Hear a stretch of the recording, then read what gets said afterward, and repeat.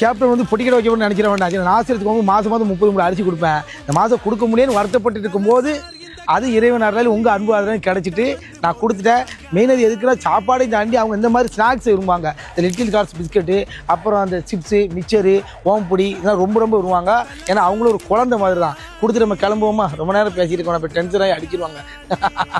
கை கால் இல்லாட்டி ஊனம் இல்ல, காசு இல்லாட்டி முட்டாள் இல்ல, கொடுத்த என்னைக்கும் நஷ்டம் இல்ல, நீ மட்டும் ஜெயிச்சா வெற்றி இல்ல, நினைச்சதெல்லாம் அடைஞ்ச பின்னே கடைசியில எது நிலைக்கும், மண்ணுக்குள்ள போன பின்னும் தர்மம் ஒண்ண வாழ வைக்கும், கோடியில் வேணா கொஞ்சமும் போதும், கொடுக்கத்தான் மனசு இருந்தா நீயே ராஜா. வெள்ளமுடி சிங்கமடா உள்ளம் கூட தங்கமடா, கேட்கும் முன்னே அள்ளி தரும் கர்ணன் பாருடா. இந்த மாதிரி இடங்களை வீடியோ போட்டு காட்ட காரணம் ஒன்றே ஒன்று தான், உங்கள் பிள்ளைங்களை நீங்கள் பெற்ற பிள்ளைங்களை நினைச்சிங்க இந்த மாதிரி ஹோமுக்கு கூட்டு வந்து காட்டுங்க. அப்படின்னா சின்ன வயசுலேருந்து அவன் மனசில் ஈவி இறக்கம் கொடுத்து உதவணுங்கிற எண்ணங்கள் வருங்கிறது ஒரு ஆசியா கேப்டனாக ஒரு சின்ன ரெக்யூஸ்ட்டாக வச்சுக்கிட்டேன். ஏன்னா எல்லாமே ஜோம்பி மாதிரி ஆகிட்டுருக்காங்க.